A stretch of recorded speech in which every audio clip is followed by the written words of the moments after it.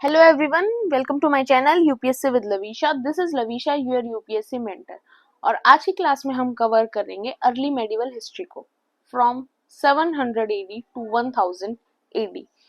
कोई कहता है एंशिएंट हिस्ट्री कंफ्यूजिंग होती है, कोई कहता है मेडिवल हिस्ट्री कंफ्यूजिंग होती है, किसी को मॉडर्न भी लगती है. बट अगर आप मुझसे पूछोगे तो मुझे ऐसा लगता है कि जो ये वाला पोर्शन है ना, ये सबसे कंफ्यूजिंग पार्ट है हिस्ट्री का, क्योंकि इसमें हर जगह पे सिर्फ कॉन्फ्लिक्ट होता है, कोई एक सुप्रीम पावर नहीं होती और हमें सभी कॉन्फ्लिक्ट्स को बहुत ज्यादा समझना पड़ता है. प्लस दूसरा पॉइंट ये है कि अगर हम यूपीएससी के पर्सपेक्टिव से भी देखें तो इस टॉपिक से क्वेश्चन आने के चांसेस 100% होते हैं. टर्मिनोलॉजी बेस्ड क्वेश्चन हो गए या फिर क्रोनोलॉजिकल बेस्ड क्वेश्चन हो गए, उससे ज्यादा कोई तीसरे पार्ट का क्वेश्चन यहाँ से नहीं आता है. तो इसी पार्ट को स्टार्ट करते हैं और ट्राई करेंगे कि 25 टू 30 मिनट्स में हम कंप्लीट इसको कर दें. इसके अंदर हम 3 पार्ट्स को कवर करेंगे.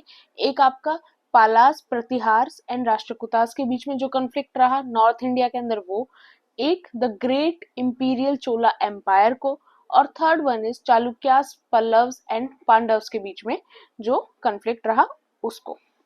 पहले इस मैप की हेल्प से समझते हैं, फिर हम आगे प्रोसीड करेंगे.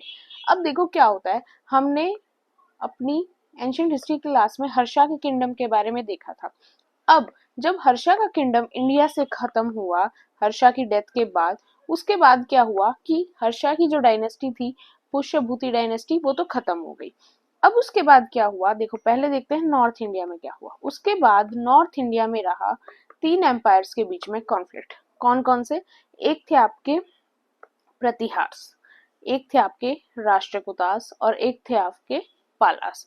इन तीनों के बीच में नियर अबाउट 200 टू 250 ईयर्स तक कॉन्फ्लिक्ट रहा और साथ ही साथ ये तीनों ही एम्पायर रूल भी करते रहे. और तीनों के बीच में कॉन्फ्लिक्ट की मेन जगह क्या थी? कन्नौज, जो पहले हर्षा की कैपिटल थी. और हर्षा के टाइम पीरियड पर ही जो कन्नौज थी उसकी डेवलपमेंट पीक पर आई और कन्नौज हर तरीके से इम्पोर्टेंट बन गया. उसी के लिए ये तीनों एम्पायर इतने टाइम पीरियड तक स्ट्रगल करते रहे और धीरे धीरे फिर तीनों ही एम्पायर डिक्लाइन हो गए. उसके अलावा अगर सेम टाइम पे हम साउथ की साइड बात करें, साउथ की साइड सबसे इम्पोर्टेंट एम्पायर रहा इंपीरियल चोला एम्पायर. और उसके अलावा स्ट्रगल किस किस के बीच में रहा? Chalukyas of Vatapi, Pallavas of Kanchipuram and Pandyas of Madurai के बीच में भी उस टाइम पीरियड पर स्ट्रगल रहा.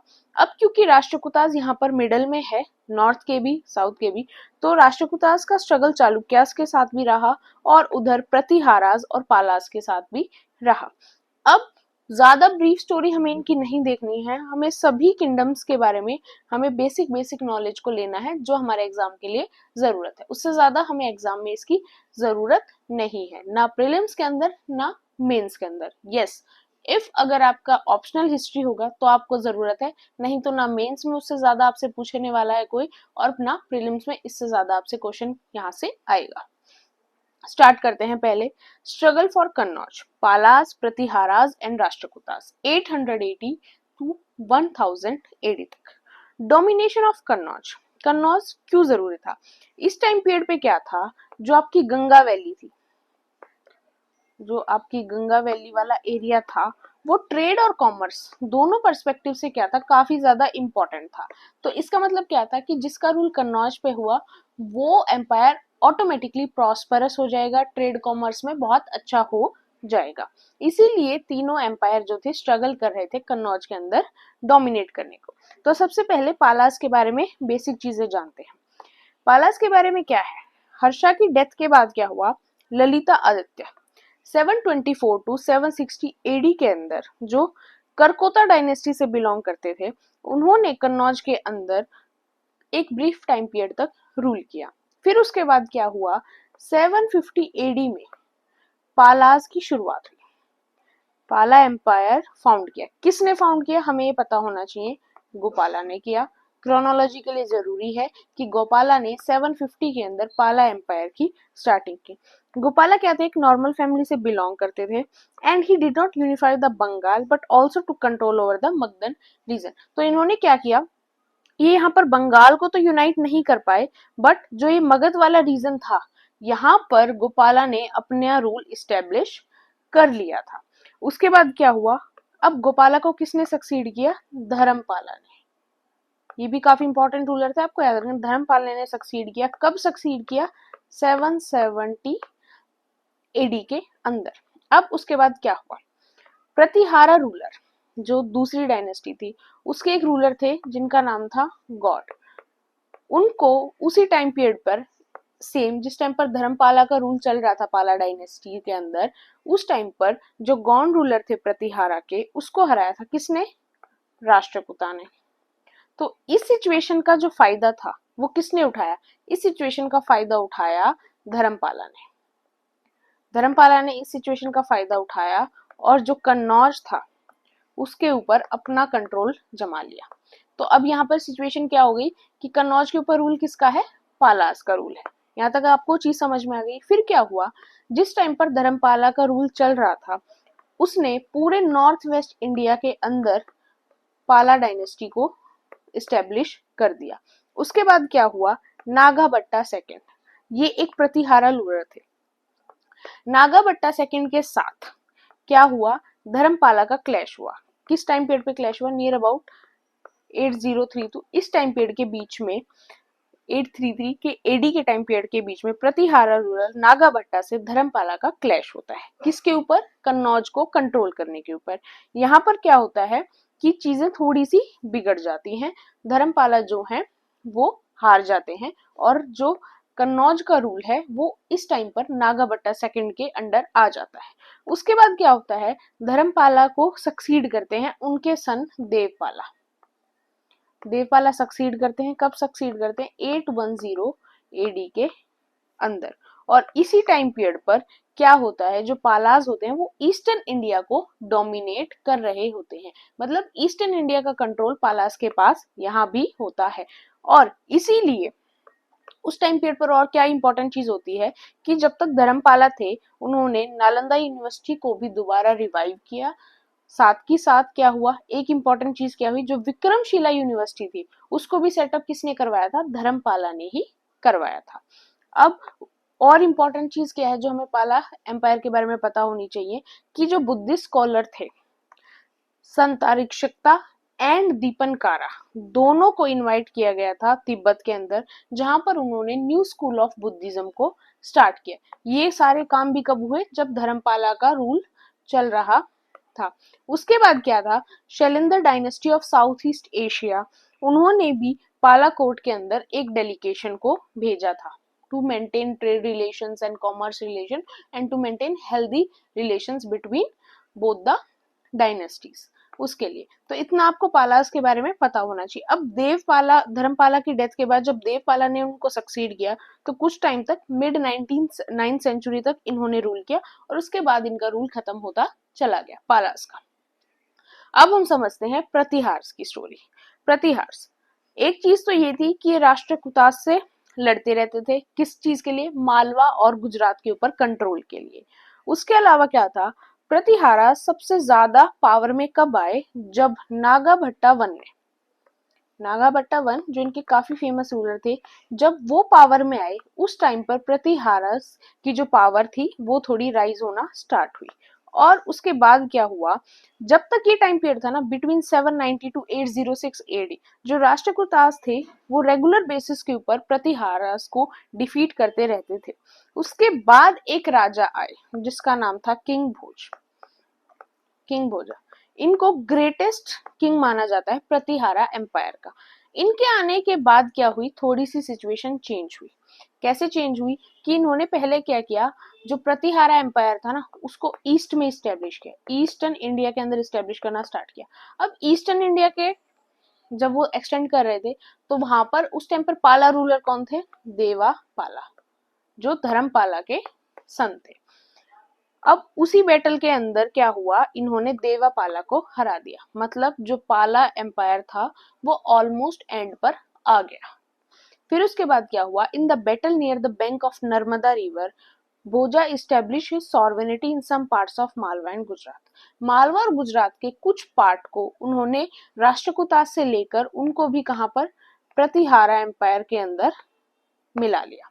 तो देखो पाला डायनेस्टी की तो मेन जो स्टोरी थी वो यहाँ पर ऑलमोस्ट खत्म हो चुकी है। और यहाँ पर इम्पोर्टेंट क्या है, एक बहुत फेमस अरब ट्रेवलर थे, उन्होंने भी क्या बोला कि जो प्रतिहारा रूलर्स थे ना, हर चीज को साइड में रखकर एक चीज उनकी बहुत अच्छी थी कि उनके पास उस टाइम की बेस्ट कैवलरी थी।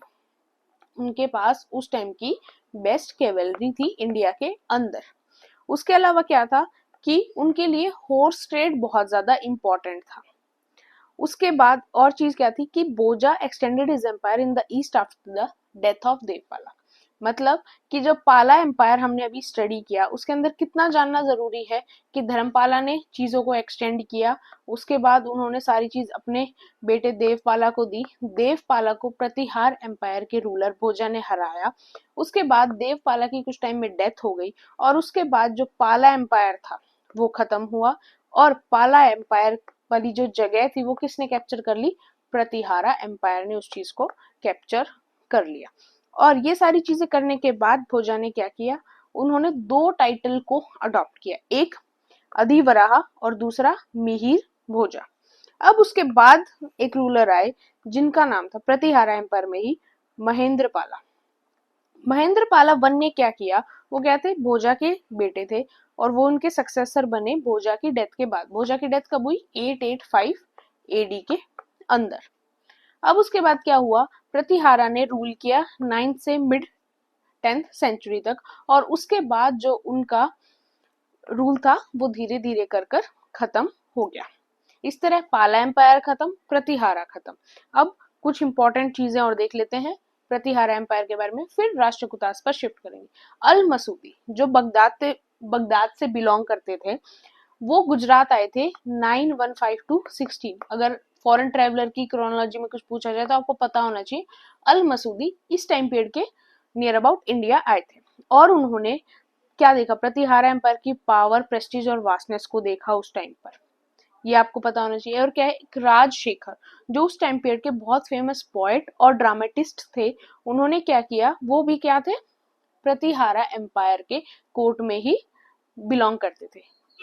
किस टाइम पीरियड पर, जब महिपाला का रूल चल रहा था। महिपाला कौन थे, अब हमने देखा भोजा की डेथ के बाद महेंद्रपाला वन जो उनके बेटे थे वो रूलर बन गए और उसके बाद जो नेक्स्ट रूलर आए थे महिपाला आए थे जो ग्रैंडसन थे भोजा के, और उसके बाद धीरे धीरे एम्पायर खत्म हुआ।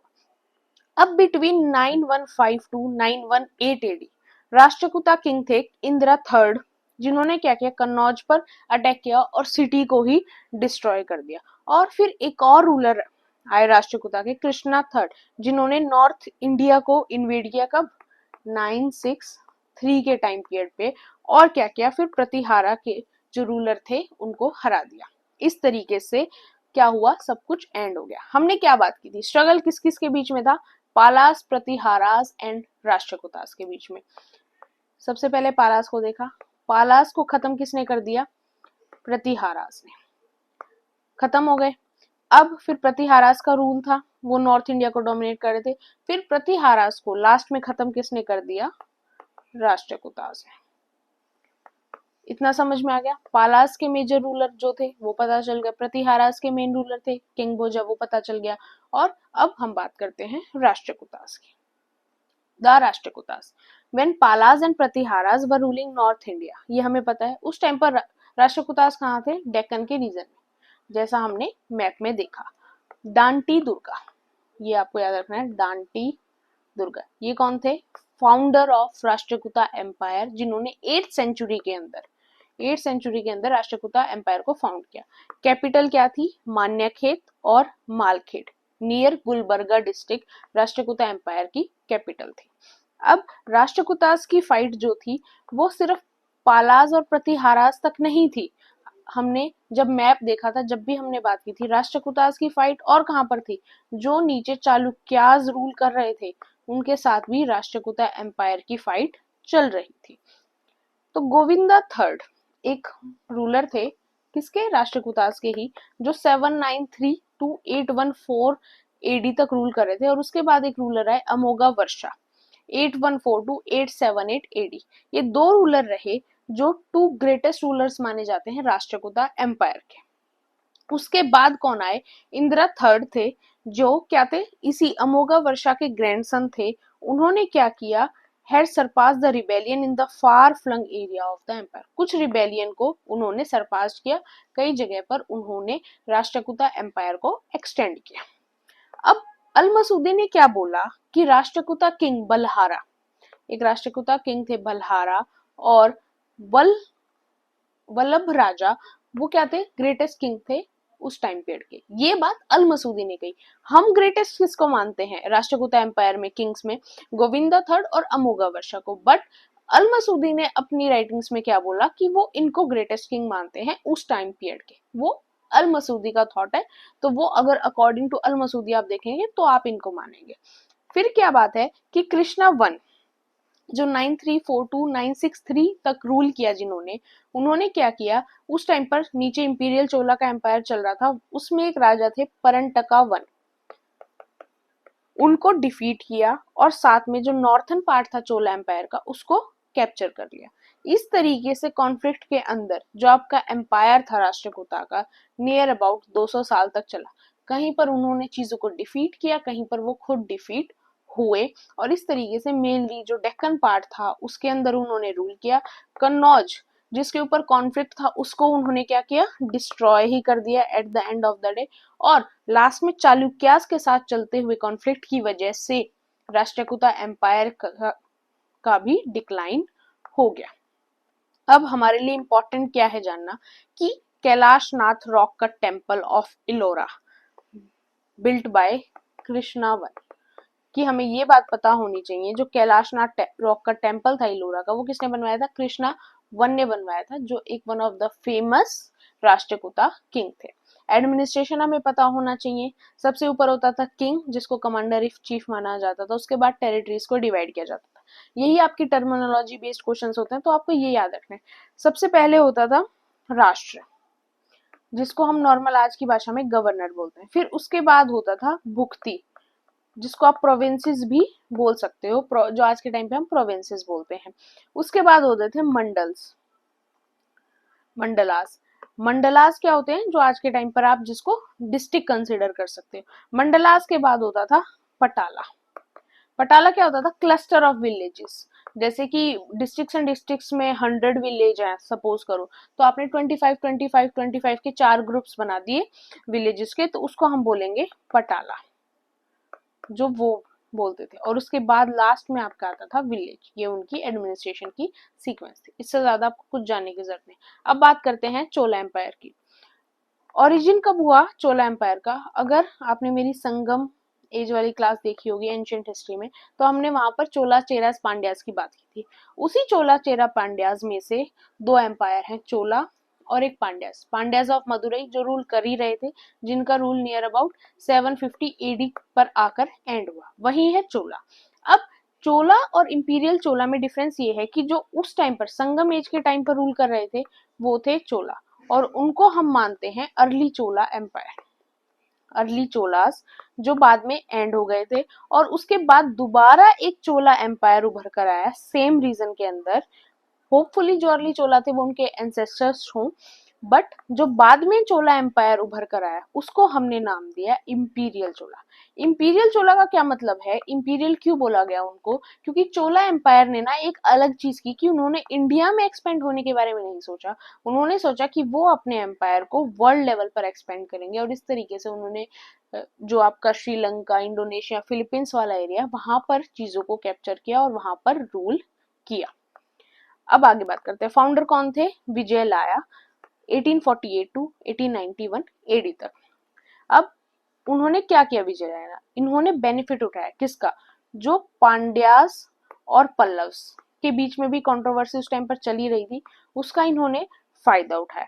और क्या किया, made Thanjavur his capital after winning it from Pandyas. Pandyas से क्या किया इन्होंने, तंजावुर को लिया, जीता और उसको अपना कैपिटल बना दिया। और बाद में चोला एम्पायर के ही आदित्य वन ने क्या किया, पल्लव डायनेस्टी को भी डिस्ट्रॉय कर दिया। अब consolidation of empire in India, पहले इंडिया में कैसे इन्होंने एम्पायर को एक्सटेंड किया वो देखते हैं। 1925 एडी में क्या हुआ, जो परंटका वन थे उन्होंने राष्ट्रकूटा रूलर कृष्णा सेकंड को हराया, ये हम पीछे भी देख सकते हैं। और उसके बाद अपने एम्पायर की टेरिटरी को थोड़ा सा और ज्यादा एक्सपेंड किया।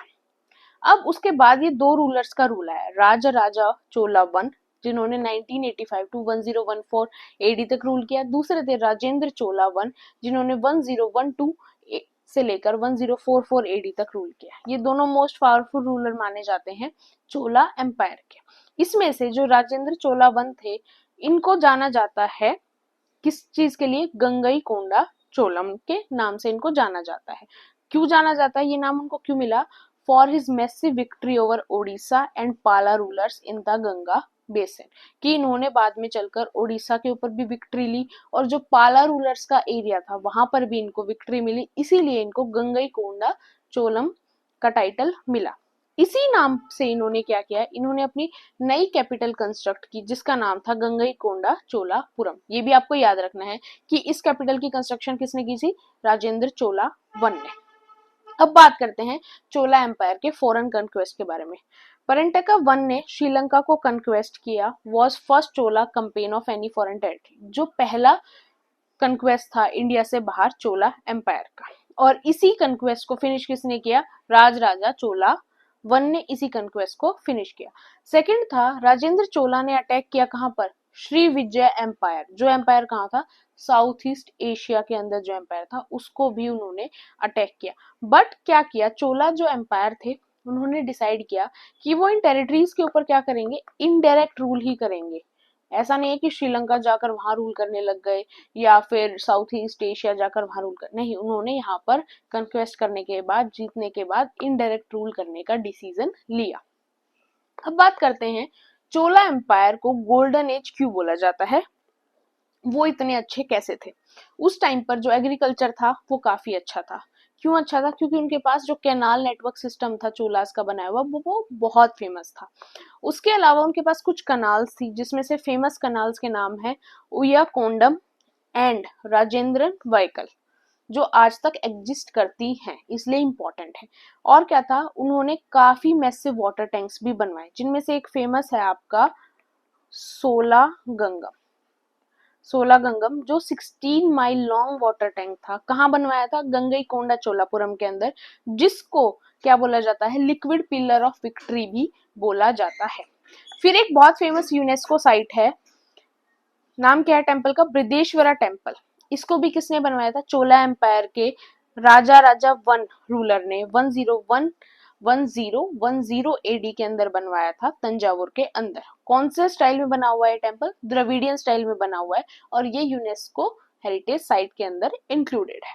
उसके अलावा कौन कौन से फेमस टेम्पल चोला एम्पायर के टाइम पीरियड पर बने, एक आपका बृहदेश्वरा टेम्पल ही जो गंगईकोंडा चोलापुरम में बनवाया गया, वो भी उस टाइम पीरियड के अंदर बहुत फेमस था, आज भी फेमस है। और एक है एरावंतेश्वरा टेम्पल, जो किसने बनवाया, दरासुरम में बनवाया, और किसने बनवाया, राजा सेकंड ने। याद रखना, बृहदेश्वरा टेम्पल तंजावुर वाला राजा वन ने बनवाया था, अरिवतेश्वर टेम्पल राजा टू ने बनवाया था, और बृहदेश्वर टेम्पल गंगईकोंडा चोलापुरम वाला राजेंद्र वन ने बनवाया था। उसके अलावा जो पॉपुलर वैष्णव टेक्स्ट है नलायिरा दिव्या प्रबंधम, जिसको 12 अलवर सन्स ने कंपाइल किया था, वो भी किस टाइम पीरियड पर किया था, चोला एम्पायर के टाइम पीरियड पर ही किया था। इसके अलावा चोला एम्पायर के एडमिनिस्ट्रेशन की बात करें तो उनका एडमिनिस्ट्रेशन फुली डेवलप्ड था। वो पाम लीव्स के ऊपर को लिखते थे, उसको यूज करते थे रिकॉर्ड मैनेजमेंट के लिए। उन्होंने अपने एम्पायर को 9 प्रोविंसेस में डिवाइड किया गया था और वो प्रोविंसेस के लिए नाम क्या यूज करते थे, मंडलम। ये जरूरी है, आपको ये चीजें याद होनी चाहिए, मंडलम। अब मंडलम को वो डिस्ट्रिक्ट्स में डिवाइड करते थे और डिस्ट्रिक्ट्स को नाम क्या देते थे, नाडु। नाडु किसको बोलते थे, वो डिस्ट्रिक्ट्स को बोलते थे।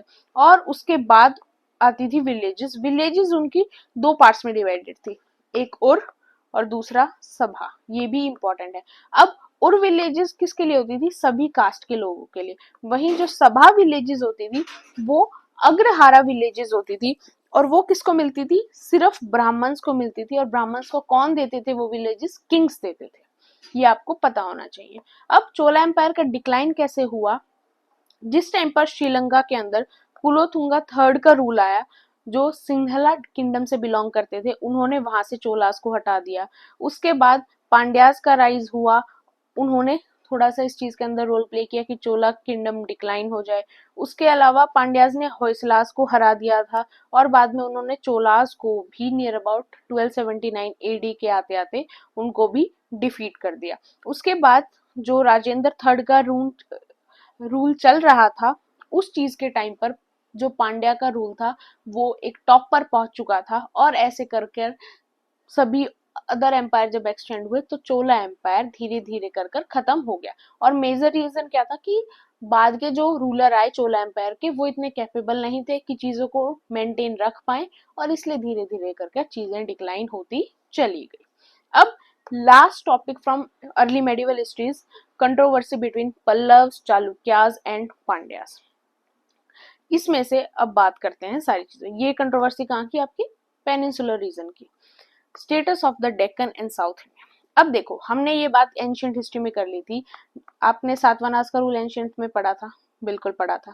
हमने बात की थी सातवानास को सक्सीड किया किसने, वेकेटक्स ने। वेकेटक्स ने सक्सीड किया। वेकेटक्स के फाउंडर कौन थे, विंध्या शक्ति थे, जिन्होंने वेकेटक डायनेस्टी की फाउंडेशन करी 250 एडी में। अब वेकेटक्स का जो रूल था वो ज्यादा नहीं चल पाया और जो चालुक्यास थे उन्होंने क्या किया, चालुक्यास ऑफ बदामी, ये चालुक्यास ऑफ बदामी अलग है, चालुक्यास ऑफ बदामी थे, उन्होंने वेकेटक डायनेस्टी को खत्म कर दिया। अब खत्म हो गई बात, अब आते हैं चालुक्यास पर।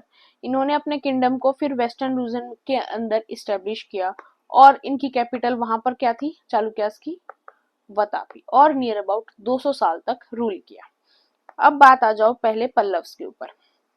पल्लव्स कैसे पावर में आए, पल्लव्स पावर में कैसे आए, हमने देखा था कि इक्ष्वाकु डायनेस्टी के बारे में, जिन्होंने सातवानास को दूसरी साइड सक्सीड किया था, कि सातवानास इस एरिया में है, एक साइड सक्सीड किया वेकेटक्स ने, इस साइड सक्सीड किसने किया, इक्ष्वाकु डायनेस्टी ने। जब इक्ष्वाकु डायनेस्टी ने थोड़े टाइम रूल किया और फिर इक्ष्वाकु डायनेस्टी को रिप्लेस किसने किया, पल्लव्स ने। थोड़ा सा टिपिकल है बट बार बार करोगे जब भी समझ में आएगा। फिर भी आपको लगता है कि आपको इस टॉपिक को थोड़ा सा ब्रीफ में समझना है तो ब्रीफ में ऑलरेडी मैंने वीडियो बना रखी है, उसको भी आप देख सकते हो। Video around is 1.5 to 2 hour long है वो video, total early medieval history की, आप उसको भी देख सकते हो। पल्लव्स ने, अब पल्लव्स ने अपनी अथॉरिटी बना ली। पल्लव्स की कैपिटल क्या कहलाई, कांची। और इनके उसी टाइम पीरियड पर एक कदम्बा किंगडम था, बहुत छोटा सा किंगडम था, कदम्बा किंगडम था, एक गंगा डायनेस्टी थी। अगर एक मिनट यहाँ पर मैप होगा तो मैं आपको दिखा भी देती हूँ, एक सेकेंड। ये यहाँ पर आप मैप के अंदर देख भी सकते हो। मैप के अंदर हम जब देखते हैं मेजर किंगडम्स तो हमने देख लिए, उसके अलावा यहीं पर आपकी क्या थी, कदम्बा डायनेस्टी थी, थोड़ा सा रूल, ये नीचे थोड़े गंगा डायनेस्टी थी, तो ये छोटी छोटी डायनेस्टी भी यहाँ पर उस टाइम पीरियड के अंदर थी। अब आगे बढ़ते हैं, कदम्बा डायनेस्टी कौन थे, उसके मेजर फेमस राजा मयूर शर्मा थे। 345 एडी की बात है, पल्लव्स ने उनको हरा दिया। कैपिटल क्या थी उनकी, विजयंती थी, या फिर आप बोल सकते हो बनावसी थी। अदर कंटेम्प्रेरी उस टाइम पर पल्लव्स के कौन थे, आपके गंगा किंगडम था। तो ये सारे पल्लव थे जिनको सबको पल्लव डायनेस्टी ने जो था वो डिफीट कर दिया था और अपना खुद का रूल इस्टेब्लिश कर रखा था। अब बात करते हैं पांड्यास की। पांड्यास का जो रूल था वो खलाबरा रिवोल्ट के बाद क्या हुआ, डिक्लाइन हो गया था, बट फिर दोबारा से 6th सेंचुरी के अंदर वो दोबारा से राइज हुए। हमने जैसा कि बात किया था चोलास चेरास पांड्यास के बारे में कि एक बार तो वो डिक्लाइन हो गए थे बट दोबारा से चोला एम्पायर इंपीरियल चोला की तरह राइज हुआ और पांड्यास ने दोबारा से अपनी 6th सेंचुरी के अंदर दोबारा से उनको क्या किया, अपने आप को राइज किया। उसके बाद उनके 3 किंगडम्स के साथ कॉन्फ्लिक्ट हुआ, एक तो था पल्लव्स का और चालुक्यास के साथ उनका कॉन्फ्लिक्ट हुआ, वॉर ऑफ सुप्रीमेसी के ऊपर। यहीं पर एक इंपॉर्टेंट चीज ये है याद रखने वाली, रवि कीर्ति की अहोल इंस्क्रिप्शन, जिसके अंदर चालुक्यास के बारे में लिखा हुआ है। चालुक्यास के एक बहुत फेमस किंग होते थे पुलकेशिन सेकंड, जिन्होंने रूल किया था 609 to 42 एडी तक। उन्होंने क्या क्या किया था, एक तो हर्ष की आर्मी को हराया था, दूसरा उन्होंने कदम्बाज को हराया था, दूसरा उन्होंने गंगा किंगडम को भी काफी फोर्स के अंदर अपने कंट्रोल के अंदर रखा था। उन्होंने ही वेंगी को कंक्वायर्ड किया था बट पल्लवा डायनेस्टी को कैप्चर करने में वो यहाँ पर फेल हो गए थे। फिर एक पल्लवा किंग थे नरसिम्हा वर्मन 632-668 एडी के अंदर, जिन्होंने चालुक्यास को हरा दिया था, किसमें, बैटल ऑफ वतापी के अंदर। बैटल ऑफ वतापी में हरा दिया था और अपने आप को टाइटल दिया था कन्क्वायर ऑफ वतापी। उसके बाद फिर एक चालुक्य किंग आए विक्रमादित्य, जिन्होंने 733 टू 745 एडी तक, जिन्होंने फिर पल्लव्स को हरा दिया। पहले चालुक्यास फेल हो गए थे पल्लव्स को हराने में पुलकेशिन के टाइम पर बाद में विक्रमादित्य के टाइम पीरियड पर इन्होंने पल्लव्स को हरा दिया और बाद में जो चालुक्यास की हेगमनी थी वो राष्ट्रकूटाज ने खत्म कर दी। तो राष्ट्रकूटाज का जो चैप्टर था वो वहां पर खत्म हो गया। तो इस तरीके से कंट्रोवर्सी के साथ ये तीन एम्पायर जो थे वो रूल करते रहे। बेसिक जो इनके कंट्रोवर्सीज थी, बेसिक जो कॉन्फ्लिक्ट थे वो हमने यहाँ पर डिस्कस कर ली। अब मेन चीज पर आते हैं, रिलीजन एंड टेम्पल की बात करते हैं। अलवर संत, जिनको क्या बोला जाता है, devotees of god Shiva, sorry god Vishnu, और नैनार संत, जिनको बोला जाता है शिवा। ये एक तो ये बात आपको याद रखनी चाहिए, जहां पर अलवर आ जाएगा वहां पर बात हो रही है विष्णु जी की, और जहां पर नैनार आ जाएगा वहां पर बात हो रही है शिवा की। ये दोनों ही टाइप के संत जो थे उस टाइम पर पॉपुलर होना स्टार्ट हुए थे। उसके अलावा क्या था, जो पल्लवा किंग थे उन्होंने काफी सारे स्टोन टेम्पल्स बनवाए, जिनमें से इम्पोर्टेंट था आपका सेवन रथा टेम्पल, जो कहाँ पर है, महाबलीपुरम के अंदर है।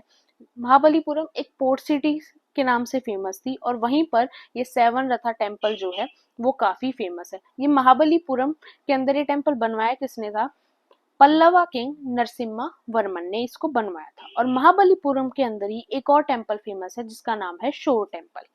ये हो गया। उसके अलावा क्या था टेम्पल कंस्ट्रक्शन में इंपॉर्टेंट, कैलाशनाथ टेम्पल जो एक शिव टेम्पल है काची के अंदर, वो भी इन्होंने बनवाया था 8th सेंचुरी के नियर अबाउट। उसके अलावा चालुक्याज ने Papanath temple and Virupaksha temple in Aihole की कंस्ट्रक्शन करवाई थी। इकोनॉमी की बात करें, इस टाइम पीरियड पर टेम्पल इकोनॉमी डेवलप हुई।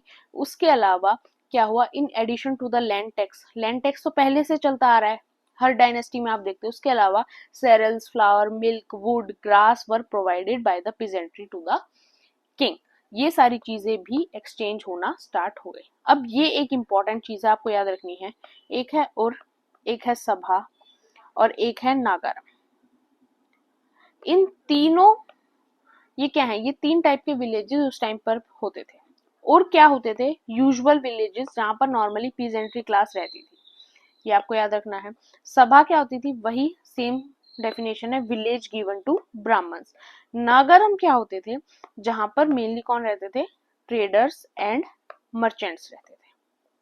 ये आपको याद रखना है। उसके अलावा सोशल स्ट्रक्चर की बात करें, उस टाइम पर ब्राह्मणाइजेशन थी। जो चीफ्स थे वो लिंक करते थे किससे, सोलर और लूनर डायनेस्टीज से। उसके अलावा जो पीजेंट्री क्लास थी वो, उसको क्या बोला जाता था, शूद्रा बोला जाता था। तो ये चीजें थी जो इसके बारे में आपको इम्पोर्टेंट थी और आपको याद रखनी थी। यहाँ पर हमारी medieval history, early medieval history की स्टोरी खत्म होती है। होप आपको चीजें समझ में आई। कोई भी डाउट हो, कोई भी प्रॉब्लम हो, do mention in the comment section and don't forget to subscribe my channel, like and share my video. Thank you.